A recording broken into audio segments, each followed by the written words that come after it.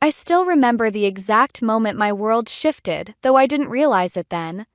It was my 10th birthday, and I was sitting cross-legged on our living room floor, clutching the handmade quilt my grandmother had just given me. The fabric was soft against my skin, each patch telling a different story, pieces of my baby clothes, my first Halloween costume, even a snippet from the dress I wore to my first day of school. My name is Ria, and that birthday marked the beginning of understanding what it meant to be the forgotten child. Open mine next, Jasper. My mother's voice rang with excitement as she thrust a wrapped package toward my 6-year-old brother. Never mind that it was my birthday party. Jasper tore into the paper with the enthusiasm only a spoiled kindergartner could muster, revealing a brand new Nintendo gaming system. This is amazing. He bounced up and down while my father beamed. Can I set it up now? Of course, champ, Dad said, already moving toward the television. I'll help you. I pulled the quilt tighter around my shoulders, breathing in the familiar scent of my grandmother's lavender perfume. Grandma B caught my eye from her spot on the couch and gave me a knowing wink. Come here, little bird, she said, patting the space beside her. Let me tell you about each piece of this quilt while the boys play with their new toy. I climbed up next to her, grateful for the escape. My grandfather Walter squeezed my hand as he passed by, heading to the kitchen for more coffee. The weight of the quilt felt like a shield, protecting me from the squeals of delight coming from Jasper as Dad helped him connect the gaming system. This blue patch here, Grandma B whispered, is from the dress you wore when you learned to ride a bike. Remember how proud you were? I nodded, tracing the familiar pattern with my finger. You and Grandpa were there. And Aunt Lorna took pictures. That's right. Your aunt nearly crashed into Mrs. Henderson's rose bushes because she was so focused on capturing your first successful ride. From across the room, my mother's voice cut through our moment. Ria, don't you want to watch Jasper play his new game? He's going to let you have a turn.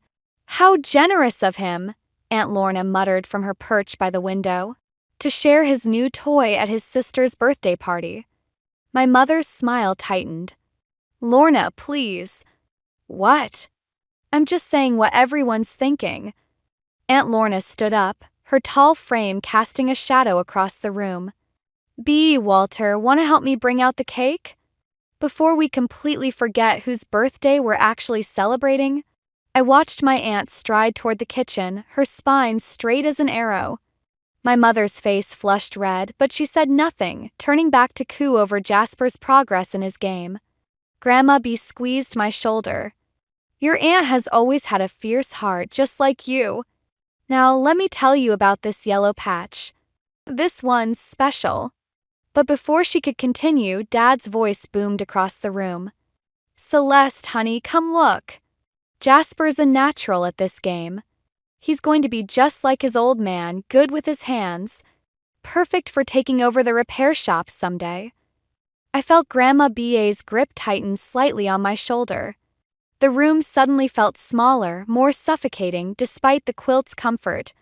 I watched as my mother hurried over to join them, completing their perfect little triangle around the television screen. Your story matters too, little bird, Grandma B whispered, so quietly I almost missed it.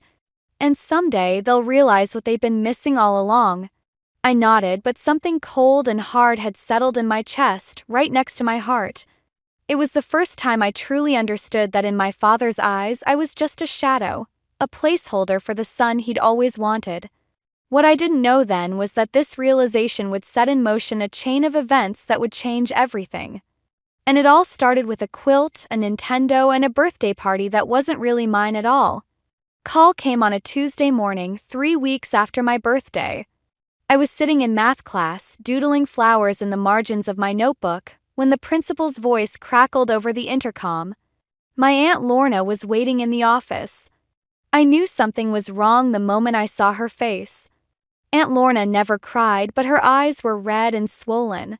She grabbed my hand as soon as I walked through the office door.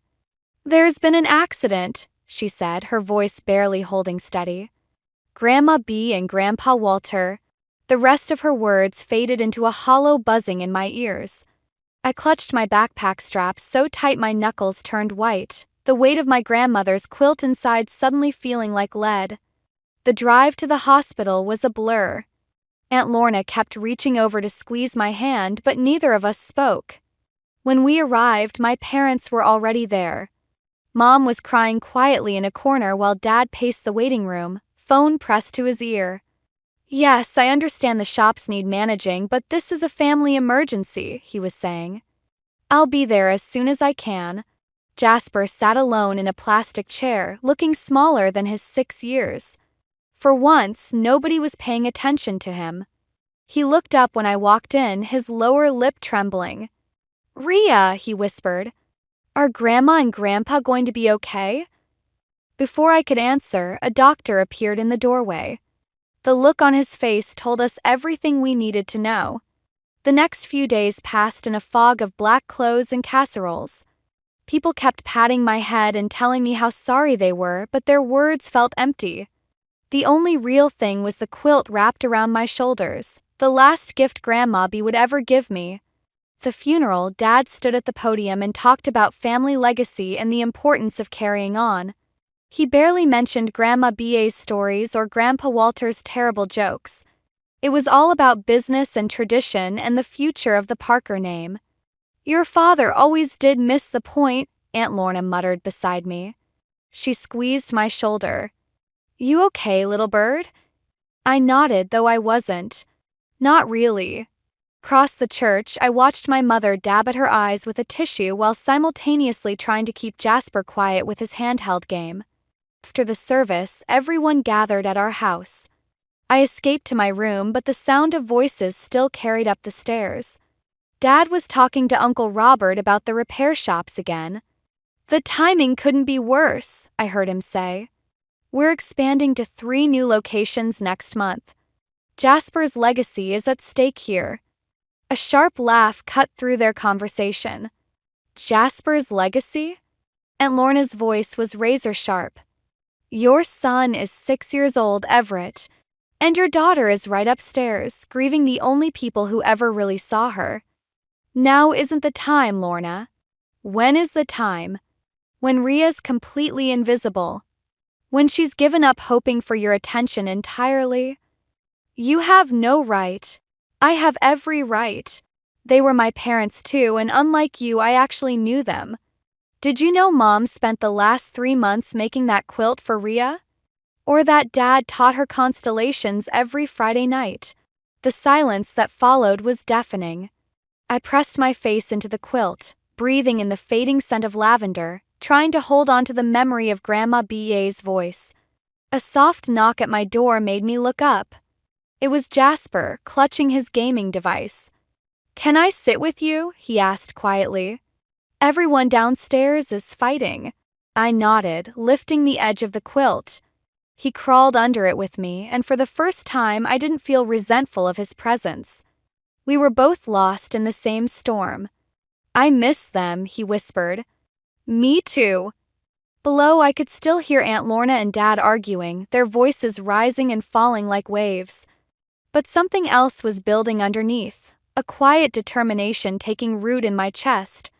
Grandma B had always said I had a fierce heart, just like Aunt Lorna. Maybe it was time to prove her right. 2 months after the funeral, I found Aunt Lorna sitting on Grandma B.A.'s front porch, clutching a piece of paper. Her hands were shaking. "They're selling the house," she said before I could ask. "Your father's already listed it." The world tilted sideways. This house was my sanctuary, filled with memories of weekend sleepovers and midnight stargazing sessions with Grandpa Walter. The garden where Grandma B taught me about herbs. Kitchen where Aunt Lorna would sneak me cookies before dinner. "He can't," I whispered, but we both knew he could. As executor of the estate, Dad had full control. "He says it's the practical decision." Aunt Lorna's voice dripped with bitterness. Apparently, maintaining a family home isn't as important as expanding his precious repair shops. I sank down beside her, my grandmother's quilt wrapped around my shoulders like armor. "Where will you go?" Aunt Lorna had lived here for years, helping care for my grandparents. This wasn't just their home, it was hers too. The screen door creaked open behind us. Lorna, we need to discuss the timeline for vacating the property. My father's voice was all business, like he was talking to one of his employees instead of his sister-in-law. Aunt Lorna stood slowly, her spine straightening. Vacating the property? Is that what we're calling it now, Everett? Throwing me out of my parents' home? Don't be dramatic. The market's hot right now and the business needs. The business? And Lorna whirled around. Mom and Dad's house isn't your personal piggy bank. This place was meant to stay in the family. And what family would that be? Dad's voice turned sharp. You're not even their real daughter. They took you in out of pity when your parents died. The silence that followed was deafening. I watched the color drain from Aunt Lorna's face. How dare you, she whispered. They loved me like their own, which is more than I can say for how you treat your daughter. Dad's jaw clenched. Leave Rhea out of this. Why? You do. My mother appeared in the doorway, wringing her hands. Please, let's not fight. Everett, maybe we could wait. The decision's made, Celeste. Dad's tone left no room for argument. The house goes on the market next week. Lorna has 30 days to find new arrangements. I felt something snap inside me. What about me? My voice came out stronger than I expected. This is the only place I feel at home. Dad barely glanced at me. Don't be ridiculous, Rhea. You have a perfectly good home with us. Do I? The words tumbled out before I could stop them.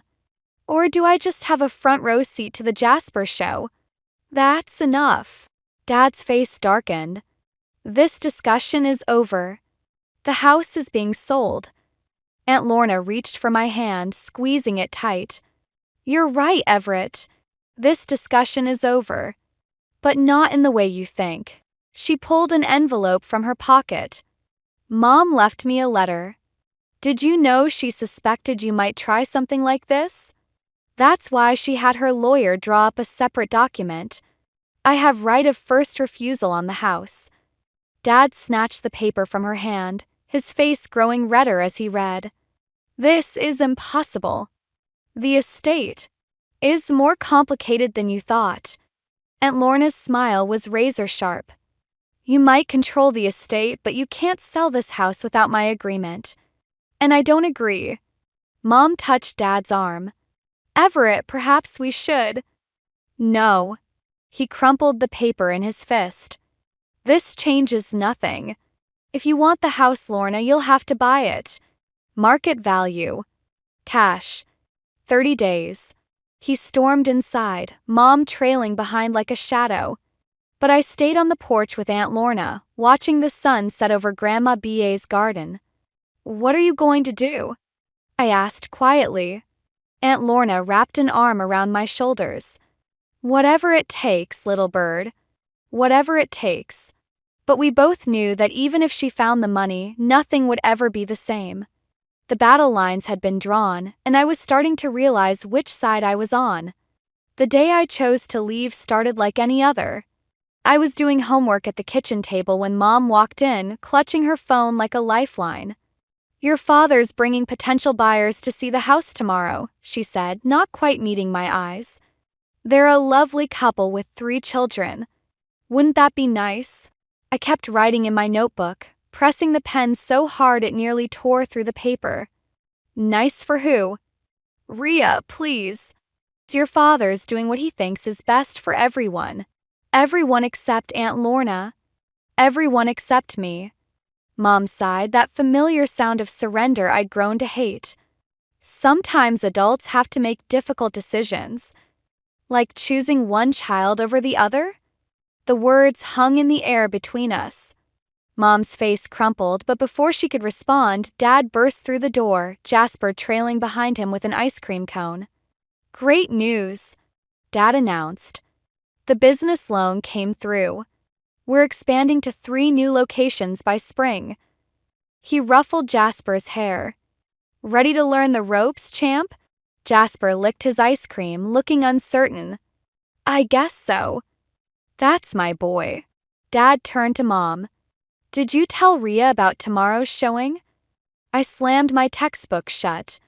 Yeah, she told me you're selling my grandparents' memories to strangers. Watch your tone, young lady. Dad's voice hardened. This attitude of yours needs to stop. You're acting just like Lorna. Good, I said, standing up.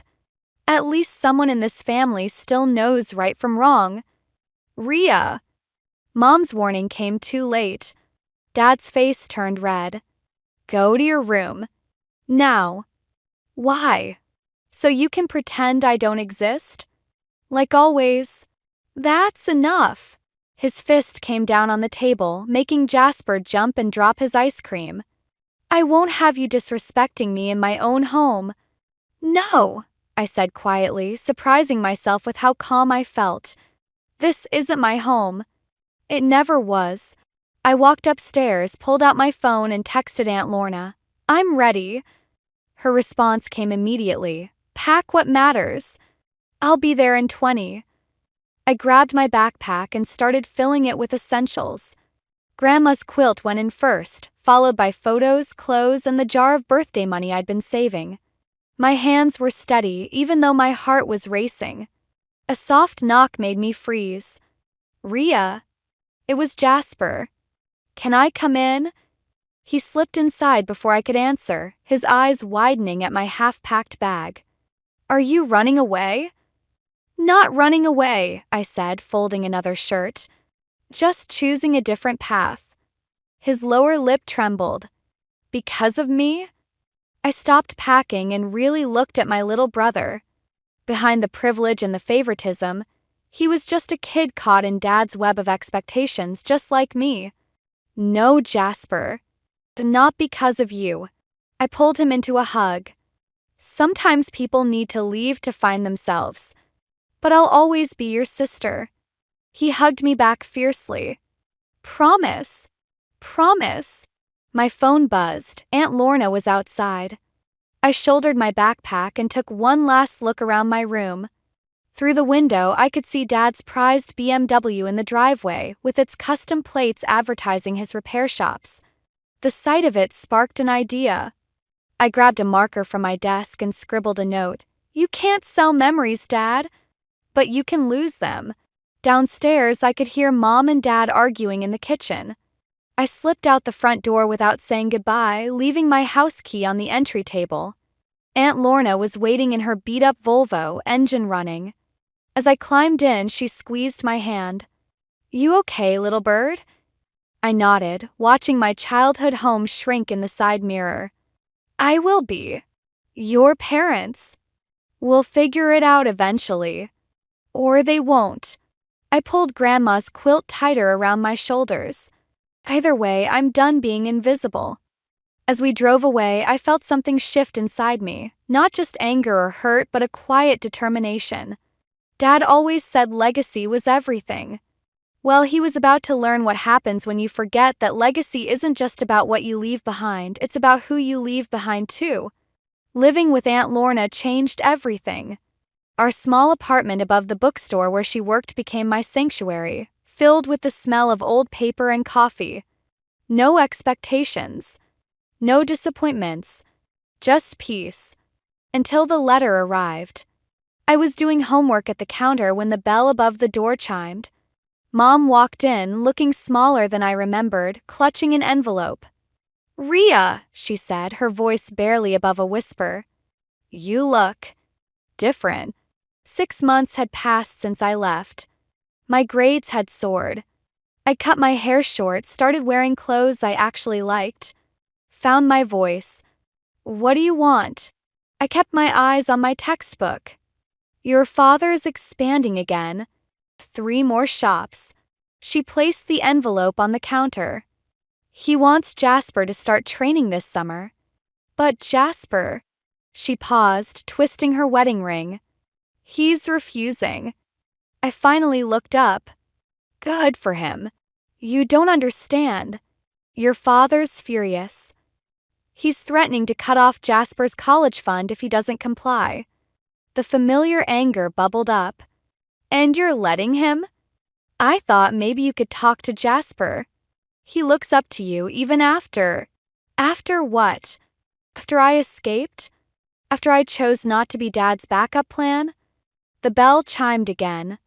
Aunt Lorna appeared, carrying a box of new inventory. Her eyes narrowed when she saw Mom. Celeste, this is unexpected. Mom straightened her spine. I'm here about Jasper. Of course you are. Aunt Lorna set down the box. Not about the daughter you let Everett push away. That's not fair. Life rarely is. Aunt Lorna moved behind the counter, standing close to me. How's the house hunting going? Found anyone willing to pay your husband's inflated price? Mom's face flushed. The markets? Complicated. Like your conscience? I opened the envelope Mom had brought. Inside was a newspaper clipping about Dad's business expansion and a note in Jasper's messy handwriting. I can't be him, Rhea. I won't. He's only 12, Mom pleaded. He needs his sister. And where were you when I needed my mother? The words came out sharp enough to make her flinch. I made mistakes. No, I cut her off. Mistakes are forgetting birthdays or missing a school play. You watched Dad erase me and did nothing. Aunt Lorna squeezed my shoulder. I think it's time for you to leave, Celeste. Mom reached for me, but I stepped back. Just think about Jasper. Please. After she left, I stared at the newspaper clipping until the words blurred. Dad's smiling face looked back at me, standing in front of his flagship store. The same expression he wore when he sold my grandparents' house, when he mapped out Jasper's future without asking. You okay, little bird? Aunt Lorna asked. I should help Jasper. Should you? I traced the edge of the clipping. Dad's using him like he tried to use me. As props in his perfect family picture. Then maybe it's time to change the picture. Aunt Lorna pulled something from beneath the counter, a college application. Your test scores came in. Full scholarship potential. You could study business, accounting. Why would I want to study that? Her smile turned sharp. Because sometimes the best revenge isn't running away. It's coming back stronger. I looked at the application, then at Jasper's note. Dad always said legacy was everything. But maybe legacy wasn't just about inheriting a business. Maybe it was about breaking cycles, about being strong enough to write your own story. I'll help Jasper, I said finally. But not by talking him into Dad's plan. By showing him there's another way. Aunt Lorna nodded, understanding lighting her eyes. Your grandmother would be proud. I touched the quilt draped over my chair, thinking of Grandma B.A.'s stories about standing up for what's right. About how sometimes the bravest thing isn't fighting back, it's fighting smart. Dad wanted an empire? Fine. But he was about to learn that empires can fall from the inside out. I picked up the college application and started to write. 15 years after my 10th birthday, I stood in front of Parker's Auto Repair, clutching my Master of Business Administration diploma and a stack of financial records that could destroy everything my father had built. The familiar logo, the one he'd chosen over his daughter, was fading in the afternoon sun. I wasn't here for revenge. At least that's what I kept telling myself. Jasper met me outside, looking nothing like the golden child Dad had tried to mold him into. His suit was rumpled, his eyes tired. They don't know I called you, he said quietly. Dad's pride wouldn't let him admit how bad things are. How bad? 6 shops underwater. 2 more about to go under. He ran a hand through his hair. He kept expanding, taking out loans, trying to build this empire for a son who never wanted it. The irony wasn't lost on me. I'd spent years studying business, learning every aspect of the industry that had stolen my father's attention. Now I could save his legacy or watch it crumble. The bell chimed as we walked in. Mom was at the counter, looking older than her years. Dad stood by the window, still trying to project strength even as his world collapsed. What is she doing here? His voice was sharp, but I caught the tremor beneath. Helping, Jasper said. Whether you want it or not. I spread the financial records on the counter. You're 3 months from bankruptcy. The new locations are bleeding money, and your accounting practices are. I paused, choosing my words carefully. Let's say creative. You went through my books? Dad's face reddened. You had no right. Like you had no right to sell Grandma's house? To push away everyone who didn't fit your perfect plan? Mom stepped forward. Rhea, please. We're sorry about. This isn't about sorry. I pulled out another document. This is about choices. The same kind you forced on me and Jasper. Dad glanced at the papers, his hand shaking slightly. What are you proposing? I can save the business. My firm specializes in restructuring failing companies. I met his eyes. But there are conditions. Of course there are. He laughed bitterly. The prodigal daughter returns to gloat. No, Jasper cut in. She's here because I asked her. Because while you were building shops for a son who didn't want them, she was building herself into someone stronger than any of us. The silence that followed was heavy with 15 years of unspoken words. I watched Dad's facade crack just slightly as he looked at the empire crumbling around him. Your conditions? He asked finally. I pulled out one last document, the deed to Grandma B.A.'s house. First, you buy back the house.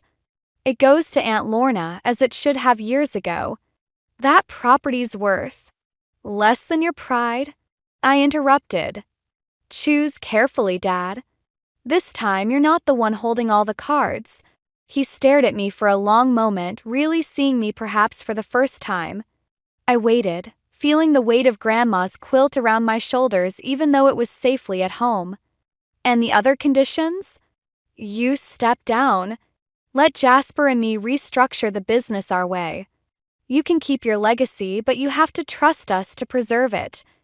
The look on his face, confusion, anger, fear, almost made me falter. Almost made me the invisible daughter again. But I wasn't that girl anymore. Think about it, I said, gathering the papers. You have until tomorrow to decide. Just remember, sometimes saving something means letting go of how you thought it should be. I turned to leave, but Mom's voice stopped me. We missed you, Rhea. Both of you. I looked back at my broken family, the father who couldn't bend, the mother who couldn't stand firm, the brother who found his strength too late. Part of me wanted to help them, to fix everything. But another part knew that some things had to break completely before they could be rebuilt. Tomorrow, I repeated and walked out into the sunlight, leaving them with their choices just as they'd once left me with mine. Dad called at midnight. I'll sign the papers, he said, his voice rough. All of them. The next morning, I walked into Parker's Auto Repair carrying 2 boxes, one filled with legal documents, the other with Grandma B.A.'s quilt. The symbolism wasn't lost on me. Dad sat behind his desk, looking smaller than I remembered. Mom stood by the window while Jasper leaned against the wall, watching. The air felt heavy with 15 years of unspoken words. Before we start, Dad said, reaching for the papers, I want to explain. No. I placed both boxes on his desk. First, you need to see something. I opened the second box and pulled out the quilt, spreading it across his desk. The patches of fabric covered his carefully arranged papers, each square telling a story he'd never bothered to hear. This is what legacy looks like, Dad. Not buildings or bank accounts. Stories. Memories. Love. His hands hovered over the quilt, recognition flickering in his eyes. Your grandmother's. The last thing she gave me. While you were buying Jasper that gaming system, she was sewing pieces of my life together. I touched a blue patch. This is from the dress I wore when I won the state math competition. You didn't come. Mom made a small sound like something breaking. And this, I continued, pointing to a yellow square, is from the shirt I wore the day you sold their house. The day you chose your empire over your family.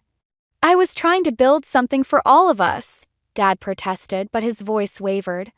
No. Jasper stepped forward. You were building something for yourself, using us as excuses. I pulled out the final document, the deed to Grandma's house.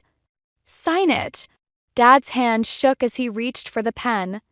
The business will survive.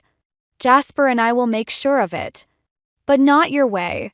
He signed, the scratch of pen on paper loud in the quiet room. Mom wiped tears from her cheeks, and for once she didn't try to smooth things over. There's something else, I said, reaching into my bag. I found this while going through the business records.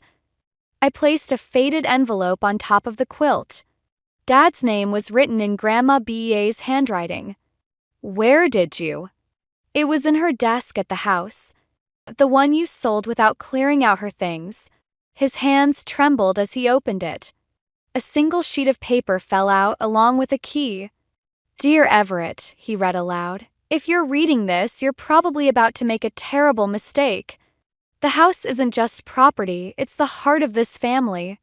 Key enclosed opens a safe in the study. Inside, you'll find something more valuable than any business, the truth about what really matters. The letter slipped from his fingers. I never knew, because you never looked. I stood up, gathering the signed papers. The house goes back to Aunt Lorna tomorrow. The business restructuring starts next week. Your choice now is simple. Be part of the rebuilding or stay trapped in the ruins of what you thought mattered. And if I choose wrong again? His voice was barely a whisper. I touched the quilt one last time. Then you'll have to live with that choice. Just like I've lived with yours. As I turned to leave, Mom stepped forward. The quilt. Will you leave it? I looked at the fabric spread across Dad's desk. 15 years of memories he'd ignored, now impossible to miss. No, I said quietly. But I'll bring it back when you've earned the right to see the stories it tells. I walked out into the sunlight, leaving them with the weight of their choices and the key to a truth they should have known all along. Sometimes the greatest legacy isn't what you build, but what you're willing to rebuild. Behind me, I heard Dad start to cry. 1 year later, I stood in Grandma Bea's garden, watching Aunt Lorna plant lavender. The old house looked different now, restored, alive, filled with the warmth I remembered from childhood. They're here, Jasper called from the porch. I straightened up, brushing dirt from my knees.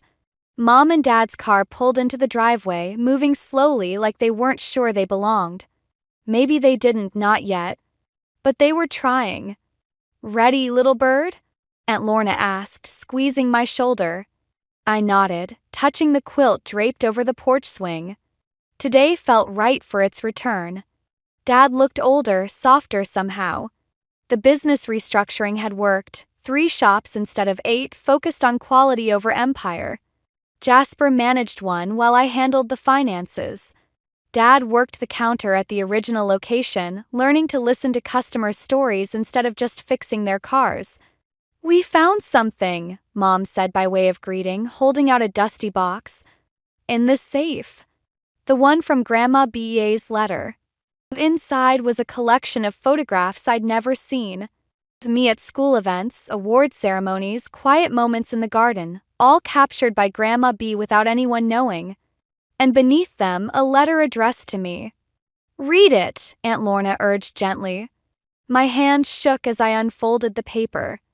My dearest Rhea, I read aloud, if you're reading this, then everything has either fallen apart or come together. Sometimes they're the same thing.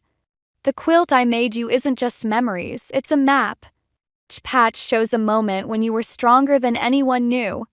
Keep adding to it. Your story isn't finished just because others stopped reading. Dad made a sound like pain. She knew. All along, she knew what I was doing to this family. Yes, Aunt Lorna said simply.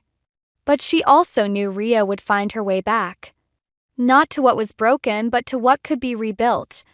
I spread the quilt across the porch railing, its patches catching the afternoon light. The new squares had been added over the year, Pieces of my business suits, Jasper's college graduation tie, even a snippet from Mom's gardening apron. I have something too, Dad said quietly, pulling out a familiar key. The safe had 2 compartments. This opens the second one. Inside, we found Grandma B.A.'s journal, filled with stories about our family, not just the happy moments but the hard ones too. The last entry was dated just before the accident. Love isn't always enough, I read, but it's always a place to start. The real legacy isn't in buildings or businesses, but in the courage to rebuild what matters most. Mom stepped forward hesitantly. We've been thinking. The apartment above the original shop is empty. If you wanted a place in town for when you're working. I looked at Aunt Lorna, who nodded encouragingly. Maybe, I said. One step at a time. Later, as the sun set, we sat on the porch, the broken family slowly mending, the chosen family who'd never left. Dad ran his fingers over the quilt's patches, learning the stories he'd missed. Mom and Aunt Lorna shared gardening tips, their awkwardness giving way to cautious warmth. Jasper nudged my shoulder. Think Grandma B planned all this? The letters, the safe, the timing? I smiled, remembering her words about stories not being finished. I think she gave us the pieces. We had to figure out how to stitch them together. The lavender swayed in the evening breeze, its scent mixing with memories both old and new.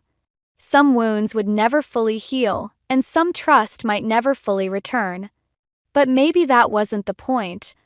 Maybe the real legacy was learning that family, like quilts, could be both cherished and changed, preserved and added to, broken and beautiful all at once. I touched the empty space at the quilt's edge, ready for whatever story came next.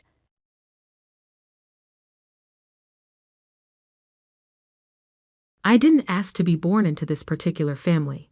Hell, I never even requested to be born. However, here I am, Michelle the unwanted, the eldest child of a failed union. Divorce-related resentment taints my earliest memories. I had just outgrown my diapers when my parents divorced. Mom had remarried to a man named Tom by the time I was 3 years old. I suppose Tom wasn't all bad.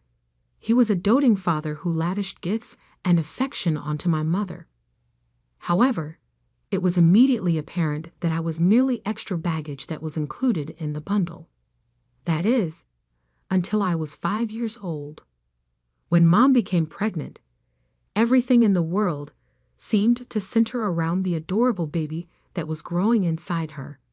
Tom was ecstatic, gushing nonstop about his child as if I didn't exist. I could have easily passed for invisible on the day my sister Emily was born. Tom cooed and made faces I'd never seen before, holding her like she was made of glass.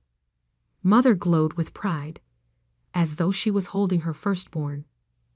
Michelle, my mother continued, acknowledging my existence at last, please come meet your baby sister. You'll be of great assistance to her. Looking through the bundle of blankets, I saw a red, wrinkled face that resembled a potato rather than a newborn. I muttered, "Hi," not experiencing the immediate connection that everyone seemed to be expecting. That was the last day of my childhood. I was Emily's big sister, her little helper, her built-in babysitter. I was no longer just Michelle. Michelle, watch your sister while I make dinner. Michelle, can you change Emily's diaper? Michelle, why don't you read Emily a bedtime story? It never came to an end. The same thing would always come up when I tried to slink away to play with my friends or just spend some alone time. Michelle, where are you? Emily requires your help. That little whiny thing that had taken my position in the family made me grow to hate it. But every time I even hinted at being frustrated, I was treated with disillusionment and lectures. Mom used to say, "You're a big girl now, Michelle," in a firm voice. Now is the moment to behave accordingly. You must serve as a positive role model for Emily. Yes, Tom would add, "You ought to be appreciative that you have a little sister who is so amazing. Some young people would kill to have the chance." And so started the cycle that would come to characterize my childhood, constantly prioritizing Emily over my own needs and desires. I was Michelle, the caregiver, the assistant, and the girl who was unseen. The division in our family deepened as Emily grew older. By the time I was 12, and she was 7, it was obvious to me too who was the favorite child. One day Mom said, "Michelle, Emily needs your room for her art and music. You'll be moving into her old room this weekend." I looked at her, astonished. "That's my room, though. I've got it since I was a young child." Tom intervened, his tone now condescending. "Michelle, you have enough maturity to comprehend. More room is needed for Emily's activities. Her easel and synthesizer are quite large." "What about my things?" I made a feeble protest. "Where will I put my books?" Mom cut in, "You'll make it work. Emily's abilities require development. Don't you want to stand by your sister?" Once more, everything was there. The guilt trip and the expectation that I would give up everything for Emily without raising any objections. Biting my tongue, I nodded while holding back the tears. My already shaky sense of belonging took yet another hit after the relocation. Naturally, Emily was overjoyed, smiling at me as I stuffed my items into the tiny space that used to be hers. She pranced around her new, large room. Emily's preferential treatment only became more obvious as we grew older. She made the most of her ability to get away with anything because she knew she could. I saw her slyly taking cash out of Tom's wallet one day. "Emily," I growled. "What are you doing?" All she did was smile and put a finger to her lips. "Cease. Michelle, don't be such a rat." When Tom found the missing money later that night, chaos ensued. He yelled, $20. "Who took $20 from my wallet?" Before I could say anything, Emily blurted out, "I saw Michelle near your room earlier." As her eyes widened in fear, everybody looked at me. I stumbled to say, I didn't." But Emily interrupted. She said, "Check her backpack," in a tone that was laced with faux worry. Tom stormed over and ripped open my school bag, much to my horror. There was a $5 bill tucked inside a side pocket. "Michelle." Mom let out a gasp. "How could you?" "I didn't take it." When I realized what Emily had done too late, I sobbed. I swear it wasn't me. But my objections were ignored. I was made to perform additional tasks, given a month-long grounding, and given endless lectures about responsibility and trust. Emily, meanwhile, was grinning smugly and enjoying her win. That night, as I lay in my too-small bed in my too-small room, I made a decision. I couldn't keep living like this, always the scapegoat, always the afterthought. I needed to find a way out. High school became my ticket to freedom. While Emily coasted through on charm and our parents' doting attention, I buried myself in books and extracurriculars. Every A on my report card, every academic achievement, was a step closer to independence. The day I received my college acceptance letter was the happiest of my life. Full scholarship, dormitory included, I was getting out. The summer before college, I picked up a job at a local cafe. Every dollar I earned went into a secret savings account. Never again would I be financially dependent on my family. Moving day arrived, and I couldn't pack fast enough. As I lugged my suitcases to the car, Emily lounged in the doorway, smirking. "Have fun at loser college," she drawled. "Try not to bore everyone to death with your nerdiness." I bit back a retort. In a few hours, I'd be free of her taunts. College was everything I'd hoped for and more. For the first time, I was judged on my own merits, not constantly compared to my sister.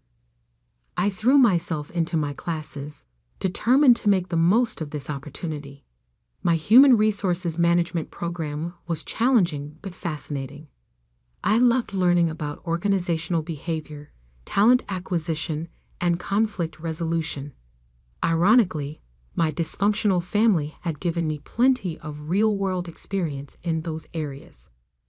Between classes and studying, I kept my job at a cafe near campus. The work was exhausting, but every paycheck felt like a victory. This was my money, earned by my own efforts. Holidays were awkward. I returned home to find Emily the center of attention as always. She was in high school and apparently excelling in her social life, if not her studies. Michelle, Mom would say during one of our frequent phone calls, her voice dripping with false cheer. Why don't you tell us about school? Any boys in your life? I'd give them the bare minimum of information, counting the hours until I could return to campus. My real life, my real self, was there now. Graduation day arrived before I knew it. As I stood in my cap and gown, diploma in hand, I felt a surge of pride. I'd done it. Despite everything, I'd succeeded. My family was there, looking slightly out of place among the celebrating crowds. Emily rolled her eyes at the ceremony. God, this is boring, she muttered. Can we go eat now? I ignored her, posing for photos with my roommates and favorite professors. These were the people who had supported me, who had seen my potential. They were my real family now. Fresh out of college, I landed a job as a human resources manager at a large company. As I scrolled through apartment listings, my heart sank. Even the tiniest studios were way out of my budget. Michelle, Mom said during one of our infrequent phone calls, why don't you move back home just until you get on your feet? You won't have to pay rent. Just help out around the house a bit. Against my better judgment, I agreed. It was supposed to be temporary, just until I saved enough for my own place. I should have known better. From the moment I moved back in, it was like I'd never left. Emily was still the golden child, now in college, fully paid for by our parents. I, on the other hand, was right back to being Cinderella. Michelle, can you start dinner? We're starving. Mom would call out the moment I walked in from work. Michelle, the bathroom needs cleaning, Tom would announce, not bothering to lift a finger himself. I'd come home exhausted from a full day at the office, only to face hours of cooking and cleaning. Meanwhile, Emily lounged on the couch, scrolling through her phone and complaining about how hard her life was. I bit my tongue so often I'm surprised it didn't fall off. This wasn't what I'd agreed to, but every time I tried to protest, they reminded me that I lived here rent-free. Then came the bombshell. Emily, barely into her sophomore year, announced she was getting married to a guy 10 years older than her. No less. Isn't it romantic? She gushed, flashing her enormous diamond ring. Jason is so successful, he says I don't even need to finish college. I watched in disbelief as our parents fawned over Emily and her fiancé. They threw themselves into wedding planning with gusto, sparing no expense. I couldn't help but wonder if they'd be this generous if it were my wedding. But of course, in their eyes, I was destined to be the spinster daughter, too focused on work to find a man. The wedding was a lavish affair. I stood beside Emily as her bridesmaid, plastering on a fake smile as I watched my parents beam with pride. This was everything they'd ever wanted for their favorite daughter. After a honeymoon in the Maldives, another gift from our parents, Emily and Jason moved into a rented apartment. I thought maybe things would improve at home without Emily's constant presence. I was wrong. A few months later, Emily showed up on our doorstep, glowing with news. "I'm pregnant," she squealed as my parents erupted in joyous celebration. I felt a knot form in my stomach. Somehow, I knew this would complicate my life even further. Sure enough, over the next few months, I was roped into helping Emily prepare for the baby. Shopping trips, doctor's appointments, setting up the nursery, all on top of my job and household chores. When my nephew was born, Emily and Jason were over at our house constantly. More messes for me to clean, more mouths for me to feed. "Isn't it wonderful?" Mom said, cradling her grandson. "Our family is growing." I looked around at the chaos. Toys strewn about, dishes piled in the sink, my work papers shoved aside to make room for baby gear. This wasn't my family, not really, and this definitely wasn't my life. A year had passed since the birth of Emily's son. I'd settled into a routine, balancing my job with the endless chores at home. It wasn't ideal, but I was making it work. Then came the dinner that would change everything. "Michelle," Mom said, her tone unusually serious, "we need to discuss something. Your sister's moving back home with Jason and the baby. They can't afford their place anymore." I waited for the other shoe to drop. It didn't take long. "We need you to move out," Tom said bluntly. "By the end of the week." The fork clattered from my hand. "What? But where am I supposed to go?" "You're a grown woman with a job," Mom said dismissively. "You'll figure it out." Anger and fear rose in me, tears bubbling up inside. "Why is it always about Emily?" I exploded. "Why do you always choose her over me?" "Don't be selfish, Michelle," Tom snapped. "Your sister has a family to support. You're alone. You can manage on your own." "Selfish?" I repeated, incredulous. "I've done nothing but sacrifice for this family for years." Mom's eyes narrowed. "Well, we won't be needing your sacrifices anymore, or your services as a maid for that matter." In a daze, I packed my belongings. There wasn't much. Most of the furniture belonged to my parents.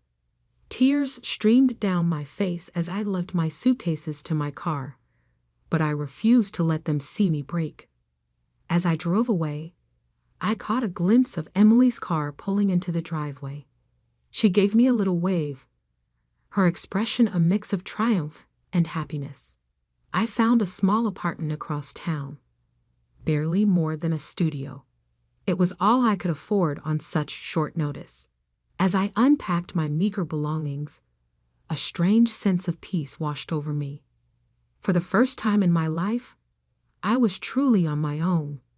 Days turned into weeks. I threw myself into my work, determined to prove I could make it on my own. To my surprise, I found I was happier than I'd been in years. No one to clean up after, no one to cook for, no one needing to put me before my own. 2 years flew by in a whirlwind of hard work and dedication. My efforts hadn't gone unnoticed. I was promoted to Chief Recruitment Manager, a position that came with a significant pay bump and a lot more responsibility. I moved to a nicer apartment closer to work, filling it with furniture I'd chosen myself. No hand-me-downs, no compromises, just my style, my space. It felt like freedom. I'd finally found some peace away from the constant drama of my family. Then, out of the blue, my phone rang. Emily's name flashed on the screen. "Michelle." Her voice was syrupy sweet. "I need a favor. Jason's looking for a new job. I was hoping you could help him out at your company." I sighed. Of course, it wasn't a social call. "I can look into it," I said cautiously, "but I can't promise anything."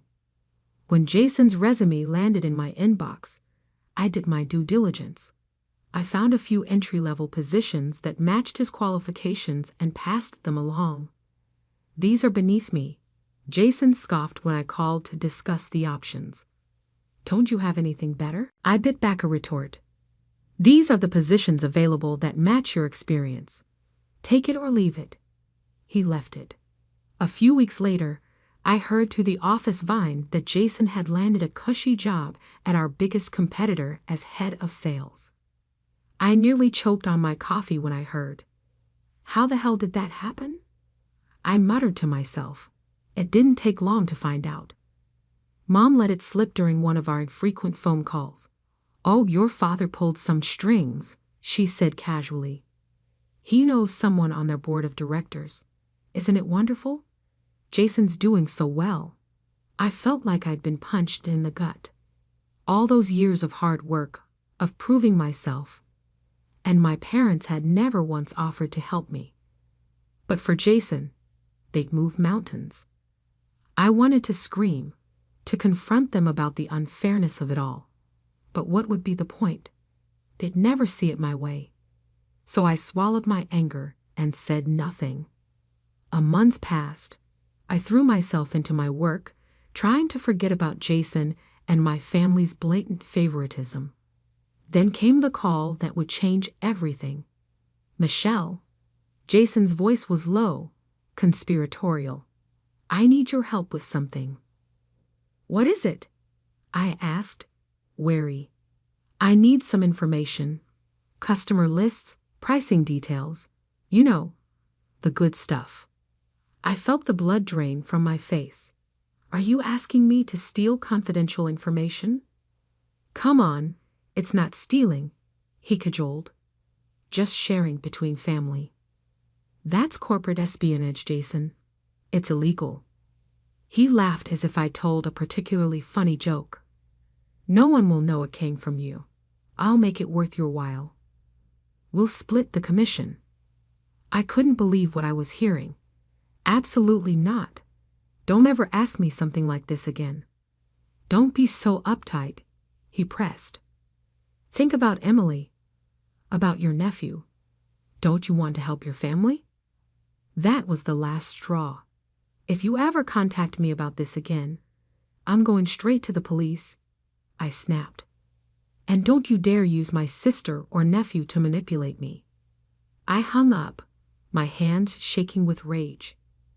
How dare he?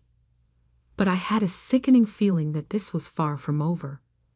A week after Jason's disturbing phone call, I was buried in paperwork when my assistant buzzed me. "Miss Carter, your sister and her husband are here to see you." I froze, a chill running down my spine. This wasn't a coincidence. "Send them in," I said, my mind racing. Emily bounced in, all smiles and chatter, with Jason following close behind. Surprise! We were in the neighborhood and thought we'd drop by. As they settled into the chairs across from my desk, I silently texted our head of security. "Keep an eye on Jason. Suspicious activity possible." "So how have you been?" Emily gushed, launching into a monologue about her son's latest achievements. I nodded along, half listening, my attention focused on Jason. He was fidgety, his eyes darting around my office. Suddenly, he stood up. "Sorry, where's your restroom?" "Down the hall to the left," I said, watching him hurry out. The moment the door closed, Emily leaned forward, her voice dropping to a conspiratorial whisper. "Oh my gosh, Michelle. You'll never believe what happened at the grocery store yesterday." As Emily prattled on about her mundane grocery store adventure, my suspicion grew. She was trying too hard to keep my attention, her story unnecessarily detailed and animated. My hand inched toward the silent alarm button under my desk. And then the cashier called the manager. "And you won't believe what he said," Emily continued, her eyes darting to the door and back to me. I pressed the alarm. Within seconds, I heard commotion in the hallway. Emily's eyes widened. What's going on? We rushed out of my office to find chaos. Security guards were wrestling Jason to the ground outside the sales director's office, scattered papers littering the floor around them. Let go of me, Jason yelled, struggling against the guards. This is a misunderstanding. Emily screamed, rushing toward her husband. What are you doing? Let him go. I stood frozen, watching the scene unfold. The police arrived minutes later, taking statements from everyone involved. I told them everything. Jason's phone call, his request for confidential information, my suspicions about today's visit. I was called into the director's office early the following morning. I was perspiring when I knocked on the door. Michelle, the director stated, indicating that I should take a seat. I would like to thank you for what you did yesterday. Your integrity and fast thinking saved our organization from a potentially catastrophic security incident. I released a breath that I had been unable to recognize. I'm grateful, sir. I was only carrying out my duties. He gave a nod of approval. That's the kind of commitment we look for in this place. Indeed, I believe it's time for us to talk about your future with the organization. An hour later, when I was leaving his office, I had 3 things on my mind: a raise, a promotion, and a commendation in my file. It was all I had hoped for and everything for which I had labored. But as I sat at my computer and looked at the family portrait that I had preserved through it all, I couldn't help but wonder, what would happen to my family next, and at what cost this achievement came. My phone kept ringing the morning after the incident. Before I even glanced at the screen, I knew who it was. I took a big breath and replied, "Michelle." Mom exclaimed in a high pitch, "What have you done?" Tom's voice roared through the speaker before I could reply. "Michelle, you must make this right. Right now." They abused me for the next hour, insisting that I retract my evidence and accept responsibility for Jason's deeds. Mom urged, "Think about your sister. Consider your nephew. Their lives will be ruined by you. And what about you?" Tom added his voice.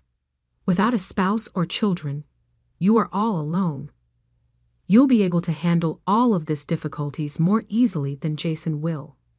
A well-known sensation intensified in my chest, the burden of their anticipation threatening to topple me. However, something wasn't the same this time. I was unique. "No," I said in a firm voice. "I refuse to participate. Jason disobeyed the law. He must accept the repercussions." A startled hush ensued, and then the rant started again. "You ungrateful child," Mom screamed. "After everything we've done for you."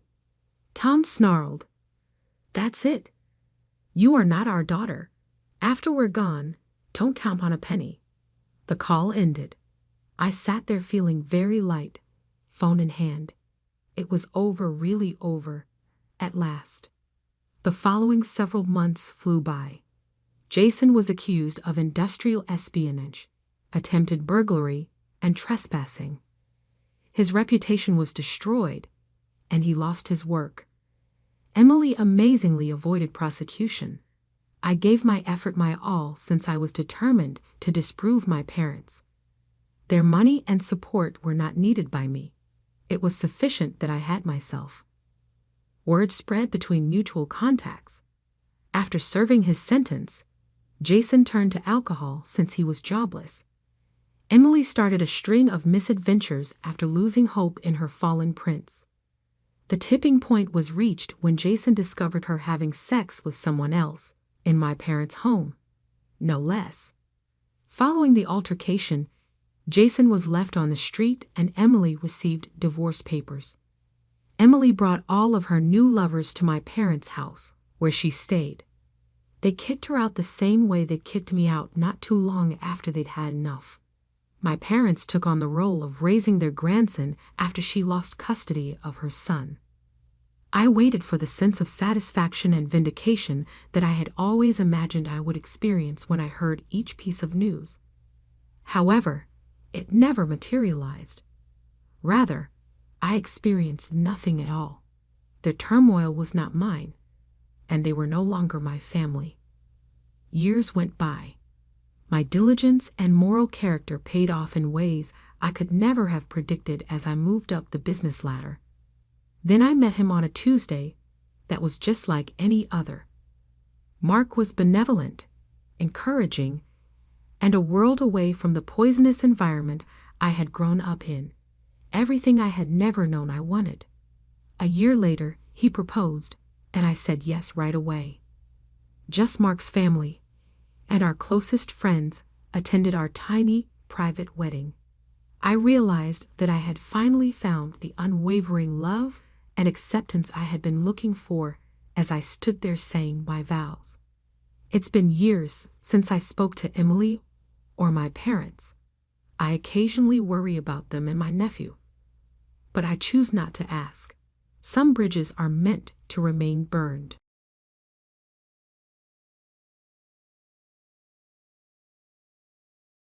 My parents were living with us until my husband Andrew, who is a little older than I am, requested me to move out of our house recently. I was surprised and perplexed by his abrupt demand. He even threatened to file for divorce from me if I refused to comply with his demands. He had been more reclusive over the last 2 weeks, and our relationship had grown resentful of one another. Even though I paid $2,900 a month for all of our living expenditures, he appeared to simply ignore this. He said, for reasons I couldn't quite understand, that his parents wouldn't be comfortable having me around. I was very taken aback, but I gave in to his demand, packed my things, and walked out, seeing a look of satisfaction on his face. I called a resale store right away to have my belongings managed after I left. I'm Isabella, and my spouse Andrew is my housemate.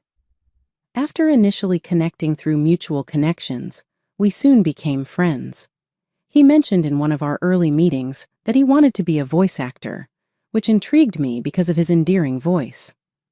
We exchanged phone numbers, started hanging out regularly, and before long, even though we never declared our relationship, we were in a relationship.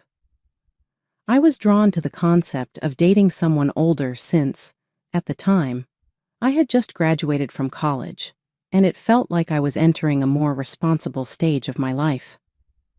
Since Andrew is 4 years older than me, my best friend Doris expressed reservations about the age difference. I comforted her by saying that many relationships work well despite age differences. Since Andrew seemed to feel the same way, I didn't see why I should be concerned because I was actually enjoying his company. Following almost 2 years of courtship, the subject of marriage was raised. My parents were intrigued about him when I told them about our age difference and presented him to them. All these talking about the future, I was always wondering when he would pop the question. He did eventually, one evening spent casually in my apartment. Although it wasn't an extravagant romantic gesture, it was sincere and signaled a fresh start for us. Andrew asked so casually, I just said, "Sure, let's get married," in response to his proposal. It was a good reflection of our easygoing lifestyle, which worked well for us both. We took excursions to see each other's family after the proposal, but I wasn't exactly comfortable around Andrew's family. Their house was overflowing with what looked like antiques, but I had a sneaking suspicion they were just copies. Andrew's parents wore opulent branded apparel and flashy jewelry when I first met them, perfectly capturing the look of a well-to-do marriage. It soon became clear that our ideals and tastes were completely different. It was shocking when Andrew's mother made a negative comment about my appearance, but I told myself that as long as Andrew and I were happy, I wouldn't have to spend much time with his family. We moved into a condo after the wedding, but I realized Andrew was being strangely nervous. He asked a curious question one day about a woman from our wedding who was wearing a blue dress. I said, perplexed, that there were multiple visitors dressed in blue. He clarified that he was inquiring about the person who had delivered a speech, even though he wasn't sure who he meant. He knew he meant Doris, my best friend. I verified it, observing that she had on a blue dress.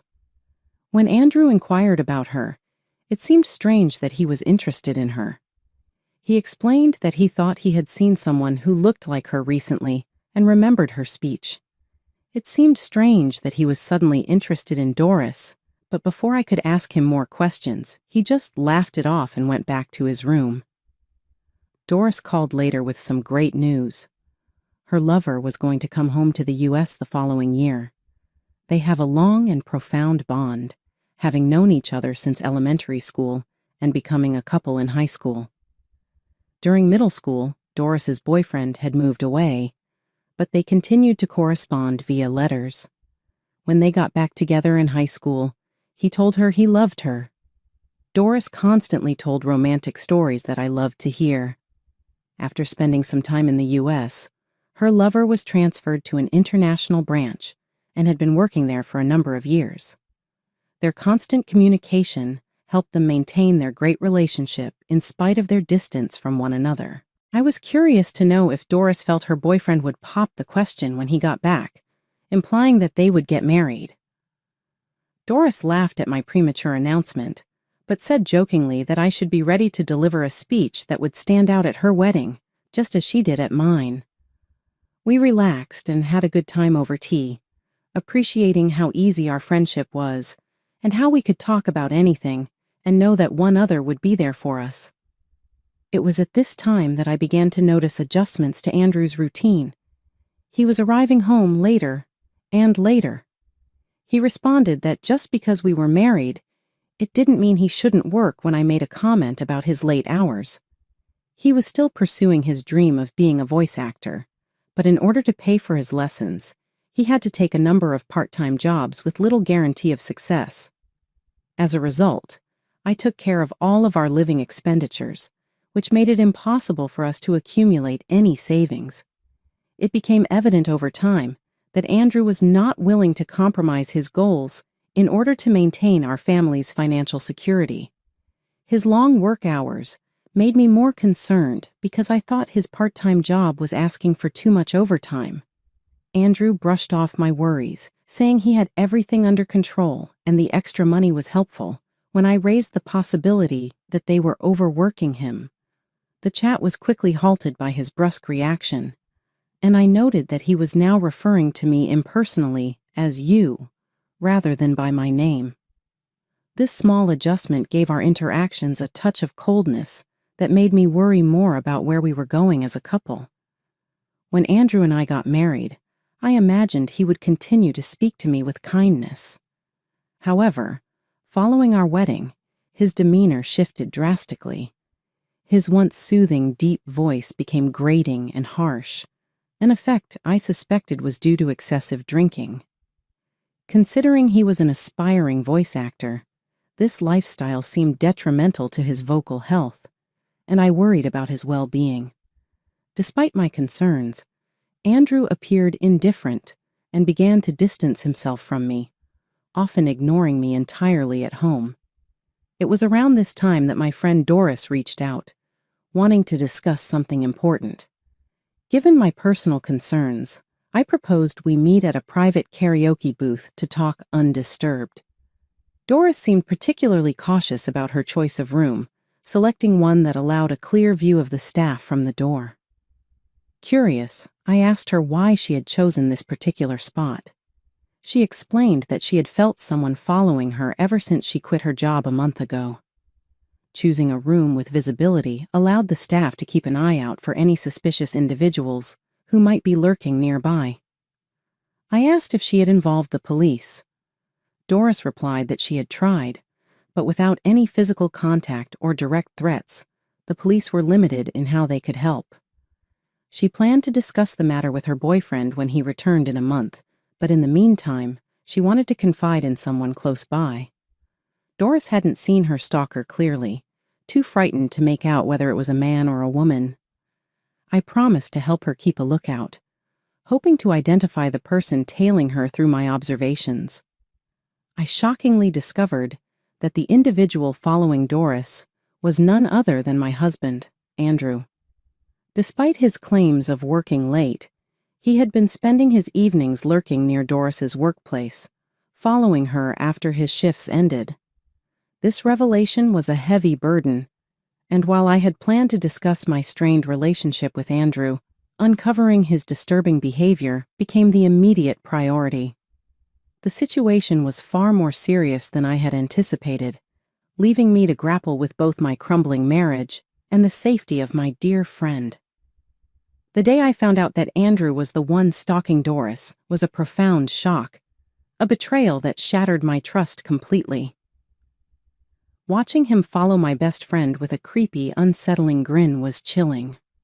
I had loved and married this man, but in that instant, my feelings evaporated, leaving a cold void where affection once resided. I immediately confided in Doris about the discovery, and together we took swift action to ensure her safety. With assistance from her co-workers, arrangements were made for her to be discreetly driven from the underground parking lot of her workplace to her new residence, helping her stay out of Andrew's reach. As Doris and I implemented these security measures, I could see Andrew's irritation mounting. One day, his frustration erupted out of nowhere. Andrew demanded that I leave our home to make room for his parents, threatening divorce if I resisted. His audacity was astounding, especially considering that I was the one covering our living expenses, a hefty $2,900 monthly. I wondered if he even remembered or cared about that fact as I stared at him incredulously. His patience snapped, and he lost his temper completely, shouting for me to leave so his parents could move in. Stunned yet resolute, I replied, "Fine, but I'm taking everything I purchased with me." The moment I agreed to leave, Andrew instructed me to hurry. Wasting no time, I contacted a local buyback service to handle the removal of my belongings. When they arrived the next day to assess the items, Andrew watched, initially smug in his assumption that I was simply conceding defeat. However, his smugness quickly turned to shock as he realized that nearly all the furniture in our apartment was being evaluated for removal, furniture that I had paid for. This upheaval underscored the deep rift between us, highlighting not just a failing marriage, but a profound misunderstanding and disrespect that had been festering beneath the surface. As the buyback service carried away piece after piece, it symbolized the dismantling of the life and home we had tried to build together. After the staff finished evaluating all the items in our apartment, excluding those in Andrew's personal room, they presented me with a quote. The total value of the furniture and appliances amounted to $30,000. Without hesitation, I signed the document to proceed with the sale. This decision seemed to snap Andrew back to reality, and in a moment of panic, he grabbed my arm. "Wait, why are you selling everything? My parents are supposed to live here. How will they manage without furniture?"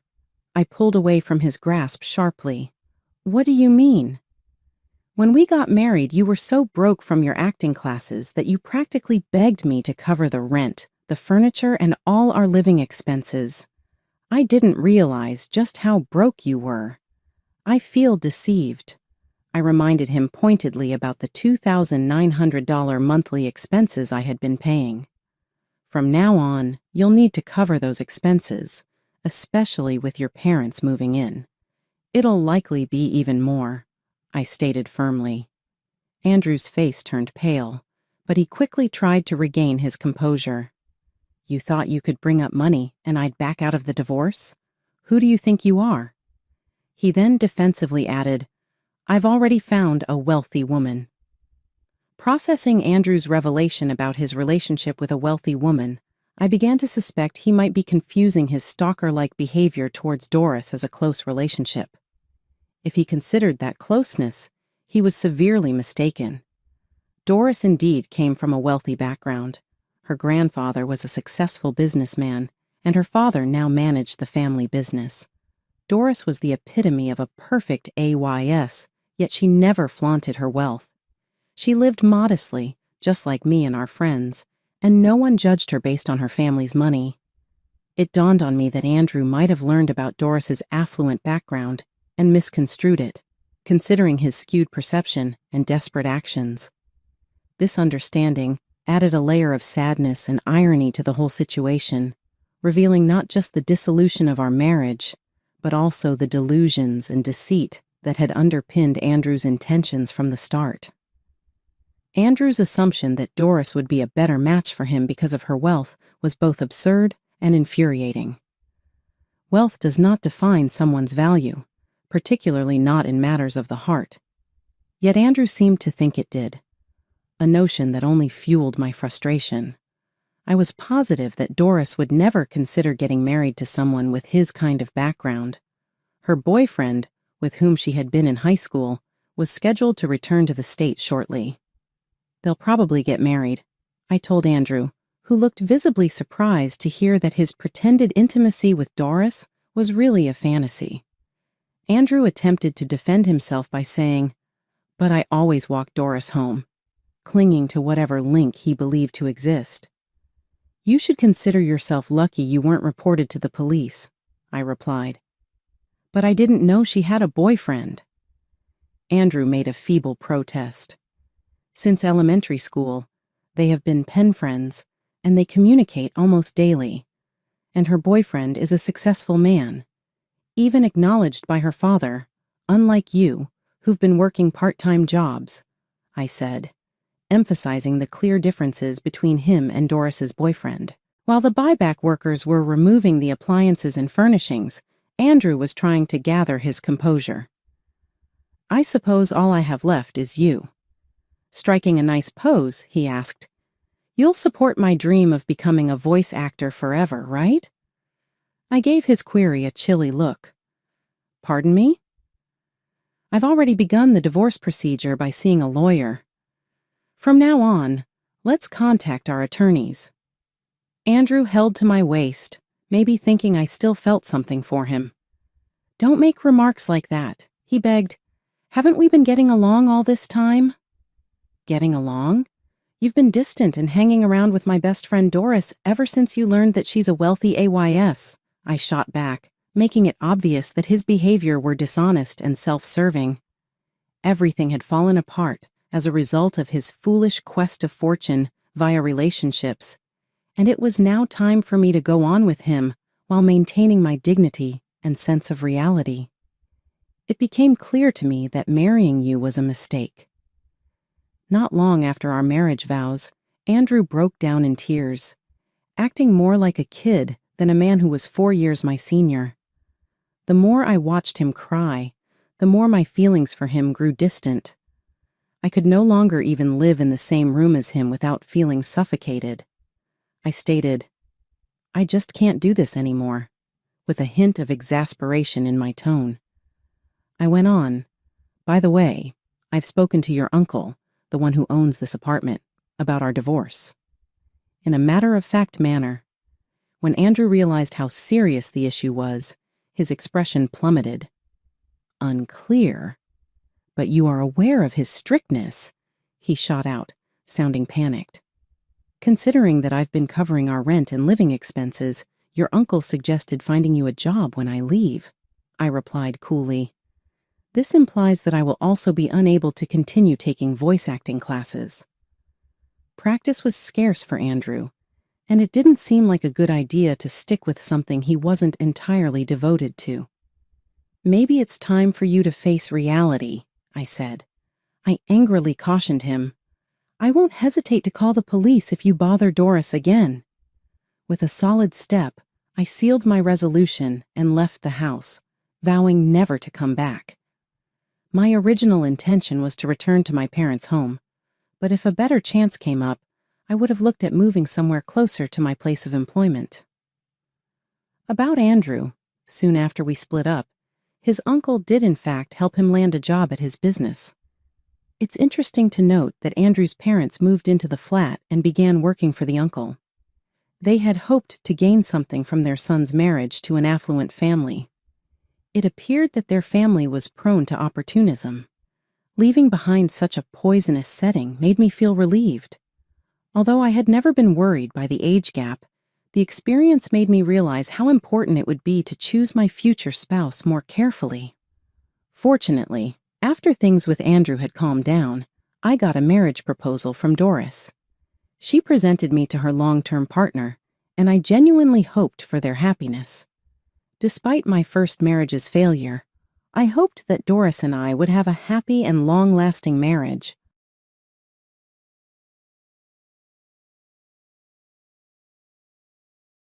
Daddy, please let the girl who's in the trunk out.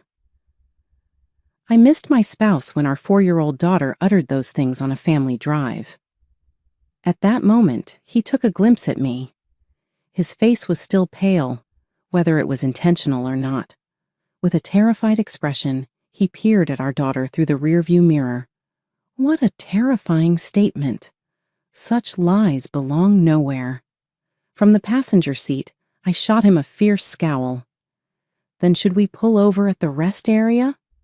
We had been married for 5 years, during which time I had dutifully supported him while he was at work. But the mystical power of my daughter was going to reveal the truth. At the age of 27, I, Charlotte Clark, got married to my husband, Freddie. He is my elder by 4 years. Our daughter Sophia was born the next year. She turned 4 years old today and has been growing up healthy and active. Our family was having a busy yet enjoyable time. How about going to the zoo next Sunday? I inquired. Congrats. I am eager to view the giraffes. I could not help but smile at their jovial exchange. Since our first date, my spouse has always been kind, and our daughter's birth hasn't made that any different. He is a perfect father and voluntarily participates in family activities on his days off. I'm very happy that I found this dude. I was watching my daughter and hubby play together and feeling really happy. I had no idea that these quiet days would soon be coming to an end. Oh, so you're moving to a different department? Yes, that's corporate policy. They desire that I have experience in a variety of settings. One day, Freddie returned home and sighed wearily, his face wearing a gloomy expression. Regretfully, it appeared that he was being moved to the busiest department, which implied that he might not have much time to spend with us. Daddy, are you not going to play with me anymore? Sophia, I'll try to get to know you as much as possible. When is a good time to visit the zoo again? With a sorrowful expression on his face, my husband caressed our nervous daughter's head. I was overcome with emotion as I watched the two of them, and I felt a tightening in my chest. Even though it didn't appear like he was moving or getting paid more, our family was nevertheless quite excited about his transfer. I felt lonely just thinking about spending less time together as a family. But Freddie, getting used to his new surroundings, is undoubtedly the one feeling the most vulnerable. Please don't push yourself too hard. I became concerned about him overdoing it, because I knew he had a propensity to get really involved in things. Regretfully, though, my worries proved to be well-founded. Despite his busy schedule, Freddie was able to make time for his family and himself at first. But a month or so later, he abruptly stopped spending as much time at home. He frequently returned home late at night after our daughter had gone to bed, giving the impression that he was working extra. Not only did he start taking his clients out for drinks more frequently, but he also started working on his days off. I was also concerned about him in another way. Hey, would you be able to take Sunday off? You have been working too hard recently, and Sophia misses you. For whom do you think I'm putting in so much effort? Shall I just decline client meetings and run the chance of losing my job? I was merely concerned about him. That's not how I meant it. Anyway, that's none of your concern. Ensure you have cash ready for the drinking celebration that takes place next week. My spouse had been unhappy all the time and had started venting his frustrations on me more regularly, seemed overwhelmed by his workload. Besides, he was blowing a lot of money and said it was for client entertainment. This was beginning to have an effect on our living costs. I was more concerned about his stiff demeanor than frustrated because I knew of his earlier compassion. He was about to burn out from too much work, so I had to figure out how to make him take a break. My spouse had reached a stage where, after 6 months from the transfer, he was essentially returning home to sleep. Furthermore, Sophia started to wear a dejected expression more frequently, since she felt lonely not being able to see him. I was attempting to come up with a plan for him to take a break since I realized that things couldn't continue this way. But even as if to undermine my efforts, misfortune continued to follow. After battling a sickness for a few years, my mother unexpectedly passed away in the hospital. "No! Mom!" exclamation mark. My father had passed away when I was young, and my mother was my only parent. I couldn't even have a proper conversation with her before she passed away. When I heard the news at home, I was so shocked that I couldn't move for a while.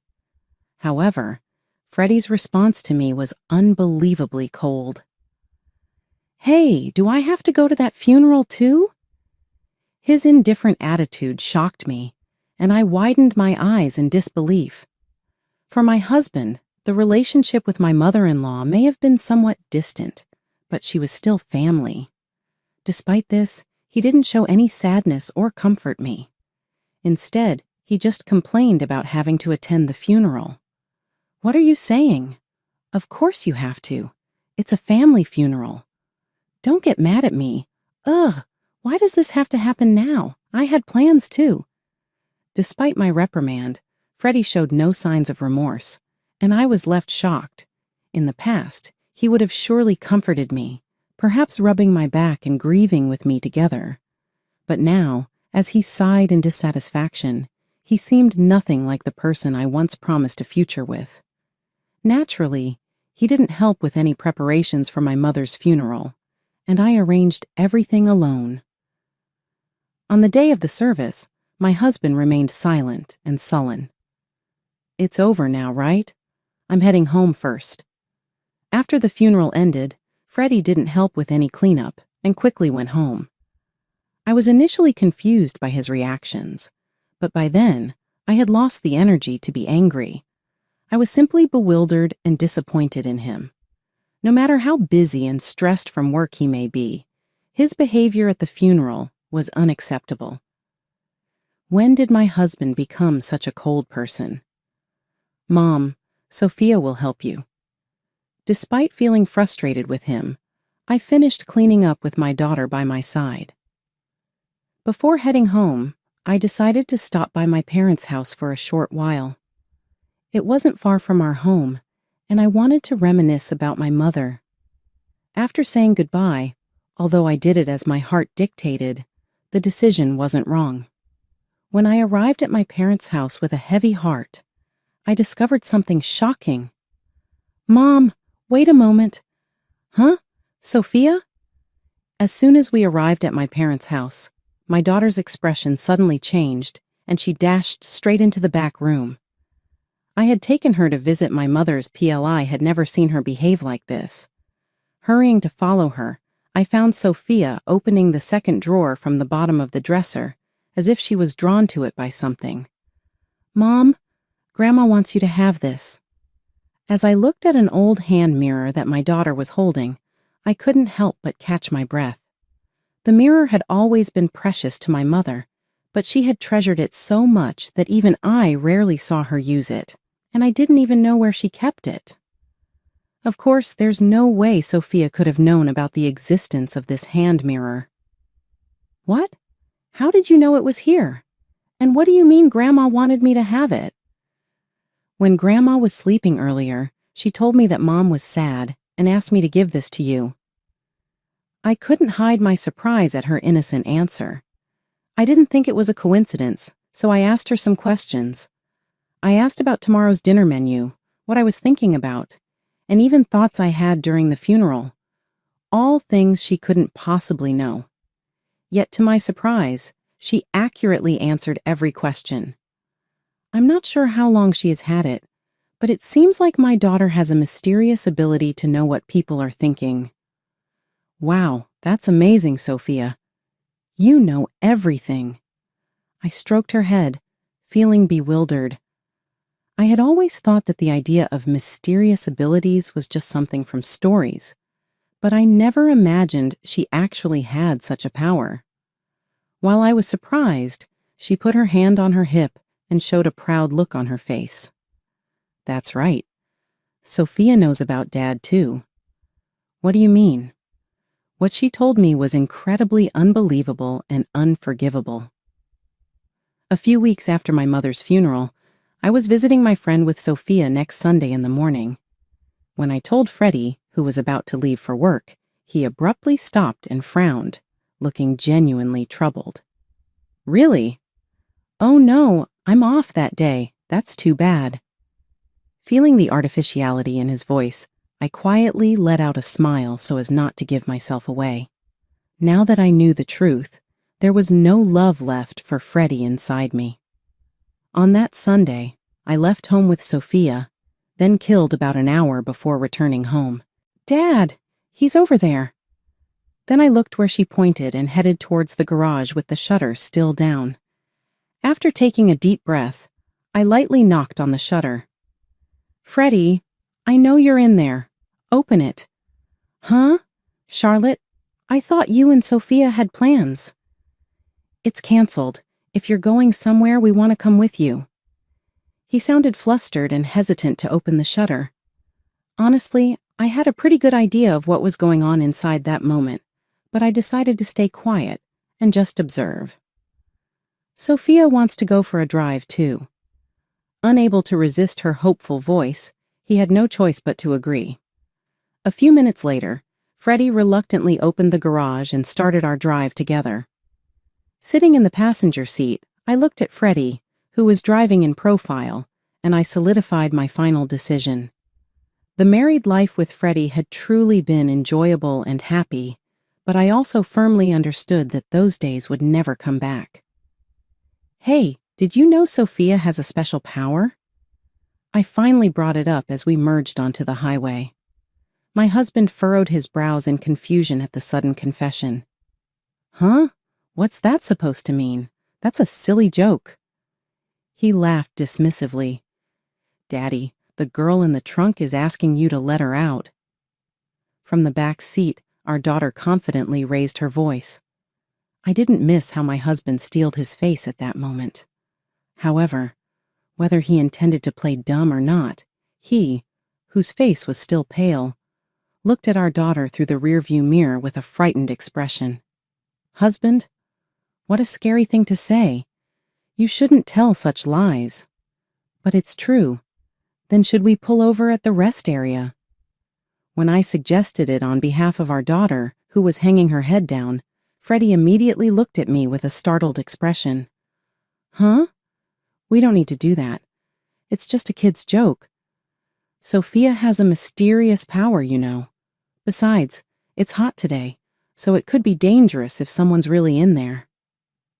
He must have thought what I said made sense. After Freddie flinched and stiffened, he headed towards the rest area with a contorted expression on his face. Upon arrival, we left our daughter in the air-conditioned car and went outside to check the trunk. I don't think there's anything in there. Come on, quickly.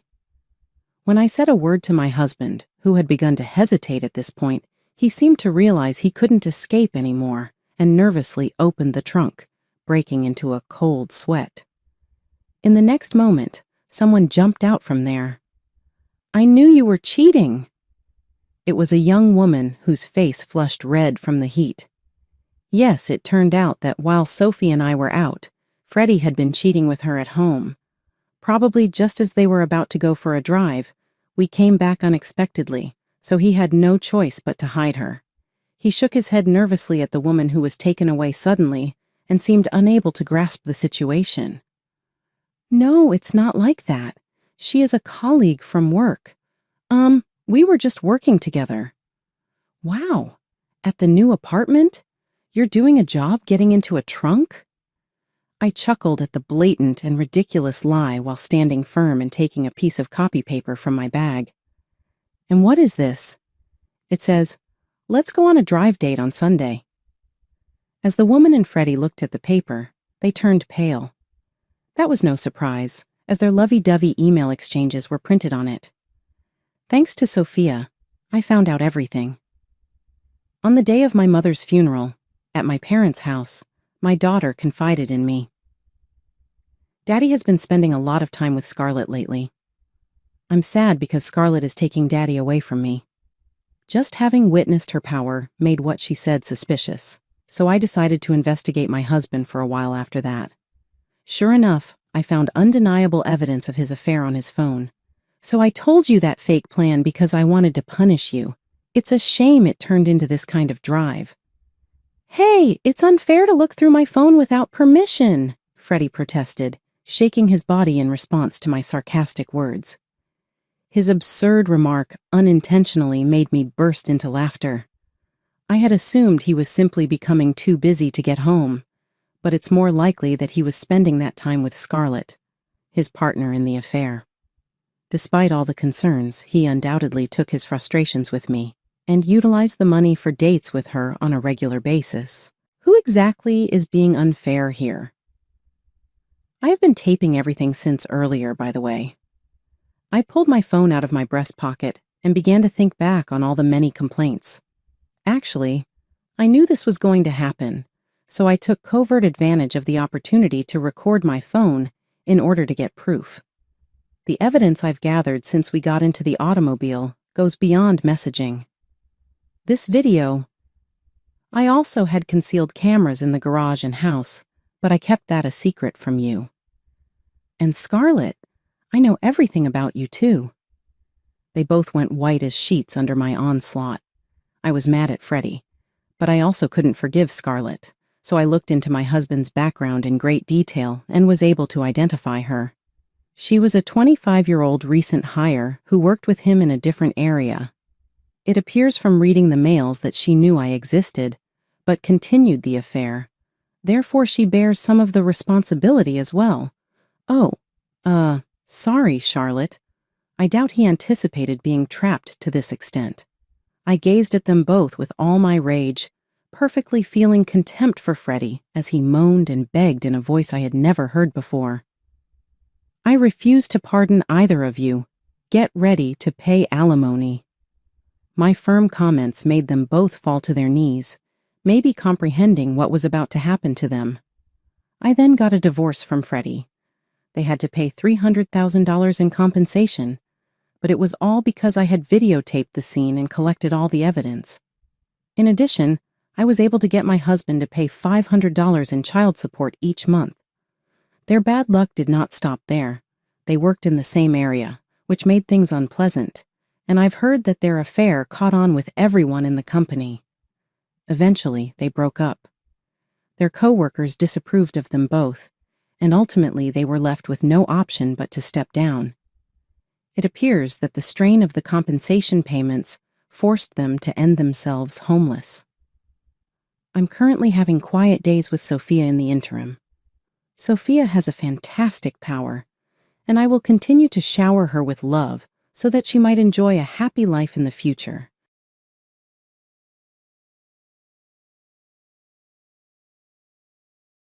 My father-in-law asked as he lay on the sheets, "Are you washing them properly, Kate?"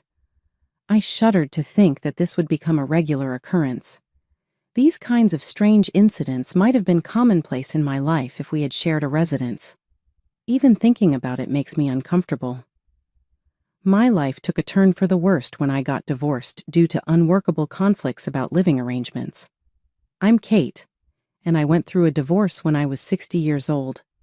But in spite of what others may think about getting older, I think that, even at 60, life is far from finished. Even learning how to operate a computer, a skill that previously seemed beyond my capabilities, is one I've taken on. I'm not going to allow becoming older stop me from taking on new tasks since I'm learning through literature. I'm not attempting to outdo the younger generation in any way. Instead, I still consider myself to be a child at heart. I've faced my fair share of difficulties in life. 10 years after we bought our house, My husband Tom and I had finally paid off our mortgage when the problem started. When we were almost done with the financing, Tom brought up an old subject. We had purchased the house when we were in our late 20s. "How do you feel about cohabiting?" he inquired. "Cohabiting? By that, what do you mean?" "Even though I already knew," I answered. He clarified, "I mean with my parents." We'd had this conversation before, and my feelings remained the same. "Tom, I believe it would be challenging. I do not get along well with your mother. It will only get worse for us both if we move in together. Right now, everything are going well for me." "Unless we try, we won't know how it turns out," he urged. "We cannot simply cease living together once we begin. You should never attempt something novel." Even though Tom had been adamantly opposed to living together prior to the wedding, he had been recommending this ever since we were married. At the time, I was relieved, but after we got married, he started to gradually change his attitude, as though he had been playing tricks on me all along. Later on, I discovered that Jane, his mother, had been begging him, saying, "I'm concerned about the future. Do you not think about us as we get older?" Unbeknownst to me, Tom had grown to feel obligated by filial piety to reside with his parents. I hoped he had known that he could say no. "I can see why you would want to look after your parents," but Tom was aware of the conflict between his mother and me. Even still, he didn't seem to be fazed when our relationship grew more tense. His requests to move in together became more frequent and urgent as we approached the last payment on our mortgage. Then the doorbell rang at 7 in the morning on a Sunday. I was surprised to see my mother-in-law, Jane, and father-in-law, Mark, standing there grinning broadly when I answered it. They were surrounded by a light from the early morning sun that nearly gave the picture a hallowed quality. However, I was aware of this. "Welcome back." "Welcome back," greeted Tom, who emerged behind me as I stood there taken aback by their unexpected arrival. I reasoned that typically you say, "Thank you for inviting me," and the host responds, "Welcome." However, I couldn't help but think of Tom's recurring query, "What do you think about living with my parents?" I was no longer able to ignore this since it was unsettling. What was taking place? Returning to the room with my in-laws, I saw Jane closely examining the antique cabinet. I couldn't contain myself and questioned, "What are you doing?" She said in a worried tone, "Oh, there are quite a few scratches here." "It is unfortunate to swap it out for a new one. However, Kate, you appear a little awkward. Please take more care with it going forward." "How come?" I had selected the cabinet myself, and I looked closely at the areas Jane was indicating and saw no marks. Maybe her aging eyesight was causing her to mistake the natural wood grain for damage. No, I can't see what she's talking about either, even with my old eyes. However, Jane had previously leveled similar unfounded claims. She seemed to find it intolerable that her beloved son would be taken away by a daughter-in-law. I chose to ignore her comments as usual, even though I thought they were unfair. All of a sudden, I realized that Mark had vanished from view. I heard a commotion from the second floor at that very moment. I became aware of what was happening and felt a wave of dread. To my surprise, as I went upstairs, I discovered Mark face down on my bed. Not Tom's. Not in a way. I gasped in surprise. "Kate, are you doing the sheet washing correctly?"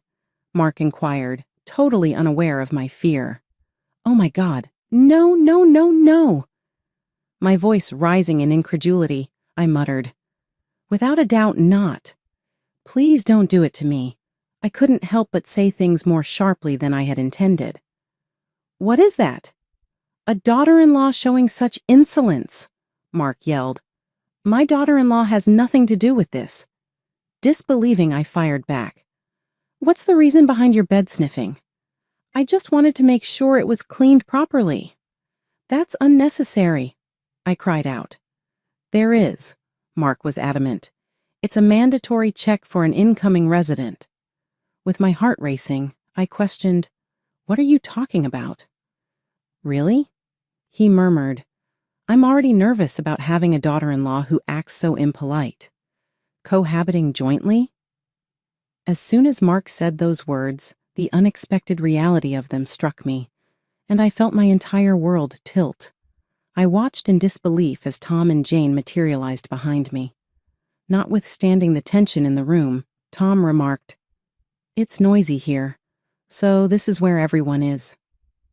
"Your father is discussing cohabitation," I managed to utter, my voice faltering.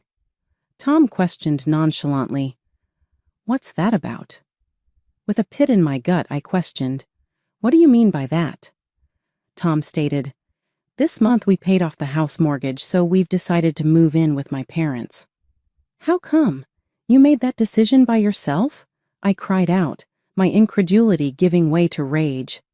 "Have I been inquiring about cohabitation for some time now?" As though this was a plausible justification, Tom said. And I declined. I snapped back, fury in my eyes. I can't live with someone who goes around sniffing people's sheets. "Did you respond to what Mark said with that statement?"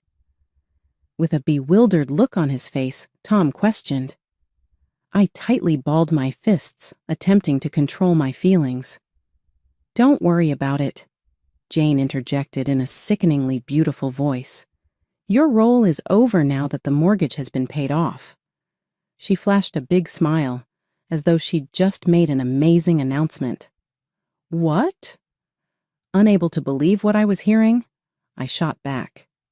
"That's correct." Mark threw in a sarcastic remark and waved me off. "You're not required anymore.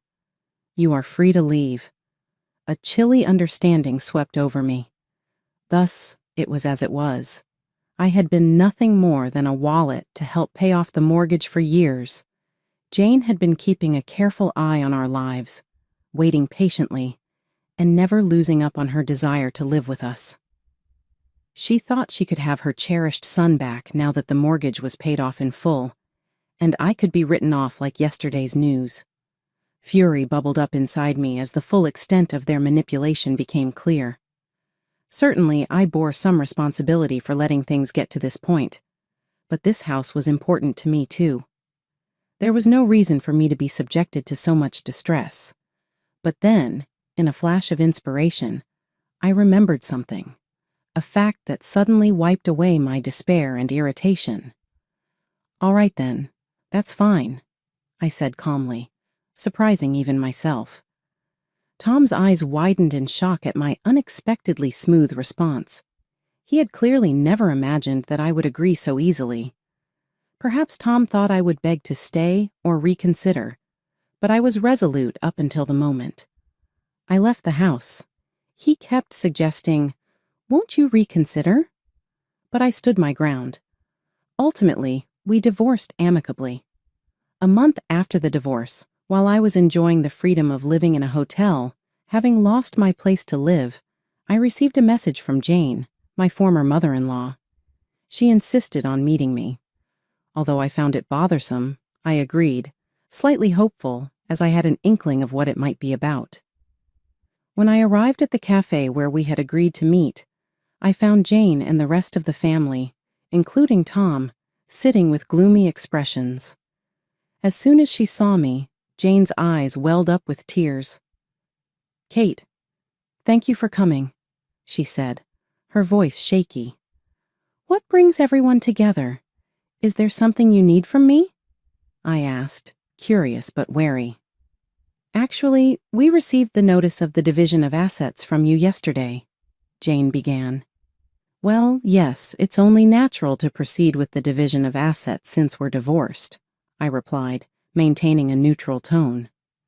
"Yes, but the situation has changed a bit from before," she continued, looking even more despondent. "How so?" I asked, sensing that something more was at play. My question seemed to dishearten them even further. "Tom's company went under," Jane finally admitted. I clapped my hands together with a smile. I saw that coming. It was only a matter of time. What do you mean by a matter of time? Jane asked, her voice changing with disbelief. In recent years, Tom's salary had been decreasing, and there were signs like delayed payments last month. Those are typical precursors to a company's bankruptcy. How could you not see it? I responded sharply. Jane, who should have had Tom's best interest at heart, asked angrily, "Why didn't you tell us earlier?" Tom flinched in fear, clearly rattled by the conversation. "I never thought it would actually go under," he mumbled. "Normally you'd notice such signs," I retorted, incredulous at their obliviousness. "Eh?" Tom stammered, surprised by my response. I immediately pressed, "So you didn't gather us here just to say that Tom lost his job, did you?" "What's the real reason we're here?" Everyone fell silent momentarily, lost for words. Finally, Tom spoke up. "The truth is, our house burned down. That was caused by my father's smoking. We suffered a huge loss because we decided to live with my parents." Stunned, I took a moment to process the gravity of their situation. I couldn't help but laugh out loud. I had indeed anticipated Tom losing his job when I decided to divorce him. I was unwilling to continue supporting a self-centered, jobless husband. Moreover, if we had lived together, I would have likely struggled with the pensioner lifestyle of my in-laws and possibly the burden of their care. Divorce seemed like the best choice for me. However, I hadn't anticipated Mark burning down the house. This was turning into quite the story to tell. "I'm sorry to hear that, but it really is a tough situation," I said, masking my amusement. "Now that my parents have also lost their home, they have nowhere to live and don't know where to start," Tom explained. "So you've become both homeless and jobless?" I remarked, unable to resist pointing out the irony. "Please stop saying it like that," Tom pleaded. "I'm technically homeless too, since I'm living in a hotel at the moment." I continued, "But I've bought a new house, so I'll be moving out of that status soon." The shock on their faces was priceless. Time to enjoy their reaction. "Do you know the high-rise condominium near the station? I'll be starting my new life there soon." A high-rise condominium? The mention of it instantly changed their expressions. It seemed a high-rise was a symbol of luxury and aspiration for them. My choice to live there wasn't out of desire for prestige, but for a secure and convenient living environment. After the divorce, I wasn't even interested in the view at all. I chose a lower floor to avoid the hassle of waiting for elevators. "We'd like to live there too, Kate. Can you forget about the past and let us live with you?" Jane asked, desperation in her voice. "That would be great, Kate. Please." Though I had half expected it, I couldn't hide my astonishment at their audacity. Asking to live with their recently divorced former daughter-in-law? Could it be that Mark intends to bring calamity even to a high-rise condominium? "I'd like to help, but I'm no longer necessary to you all. Remember, I was just a wallet to you," I said, my words dripping with sarcasm. "Actually, we've always highly valued your skills around the house," they claimed, backtracking quickly. "The house felt brighter with you around, Kate. You're considerate, beautiful, and incomparable to our son. Now that he's unemployed, he's beyond our control." Their son stood silently amidst the groaning, clearly uncomfortable. It seemed that no matter how beloved a son, if he couldn't support them, he was no longer of use to them. What terrible parents. "Well, if we all lived together, it might not be so bad," I said, feeding consideration, prompting shocked expressions from my in-laws and Tom. "It could be more fun than I thought." "What do you mean by that, Kate?" Tom asked, his confusion evident. "I mean it quite literally," I replied, my smile seemingly lifting everyone's spirits. However, facing my ex-husband again felt a bit awkward.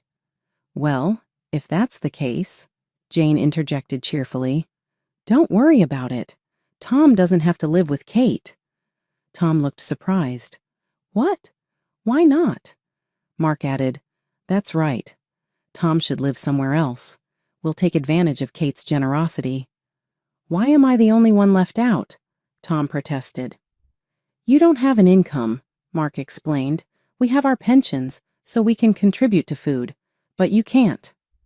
I really wanted to point out that moving into a high-rise and thinking food expenses would cover everything was naive, but I chose to stay silent and watched as the family conflict unfolded exactly as I had anticipated. Then why don't you, who have a pension, rent another place? I suggested. You've lost your job, and we can't afford such frivolous spending. What if something happens? Mark countered. What are you talking about? We're still young, one of them retorted. Elderly people should, Tom cut him off. How disrespectful.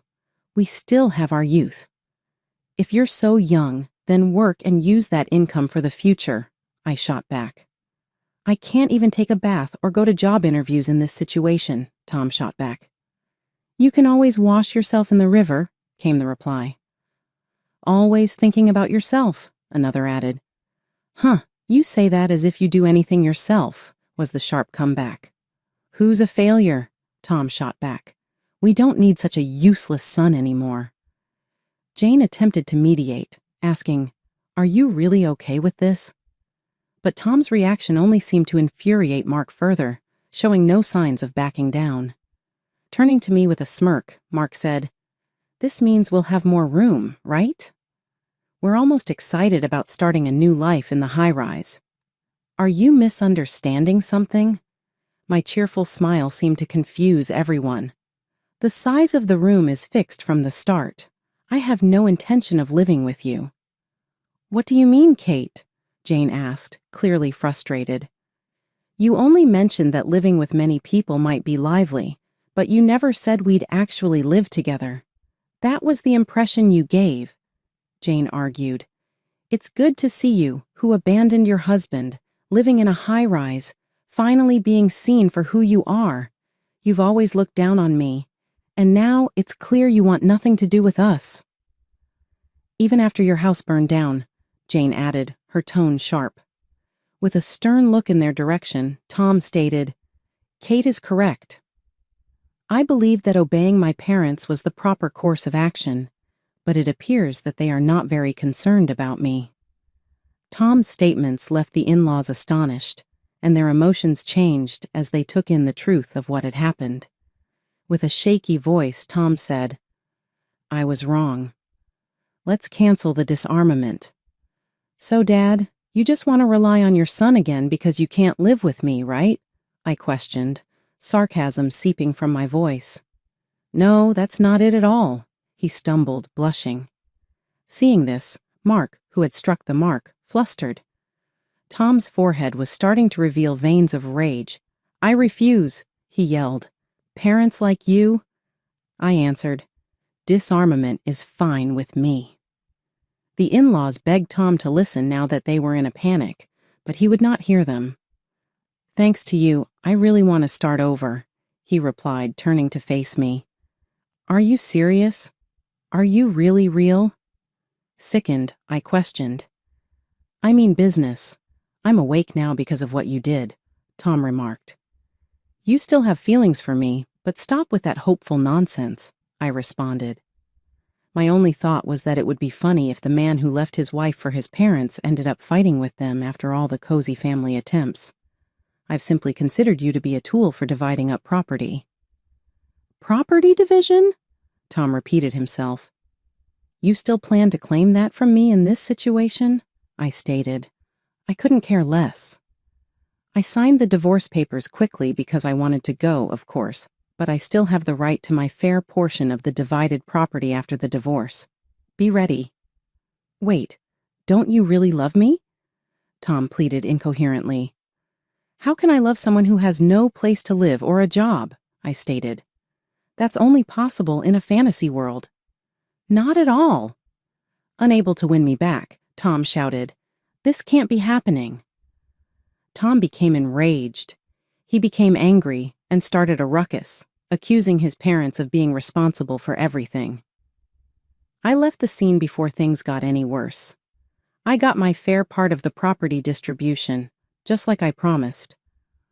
Though it wasn't much, it was the last of my friendship with Tom. He was now living a difficult life, struggling with diminished income and becoming distant from his parents. He experimented with day labor and lived a nomadic existence, spending nights in inexpensive hotels or parks. Due to his advanced age, he had trouble finding steady employment, and his parents appeared to have given up on him in favor of their pensions without making an effort to patch things up between them. Tom's parents continued to be a self-centered marriage for years to come. From my end, I was able to live somewhat comfortably because to investments I started before to the divorce. I have started going to a local class to improve my programming abilities.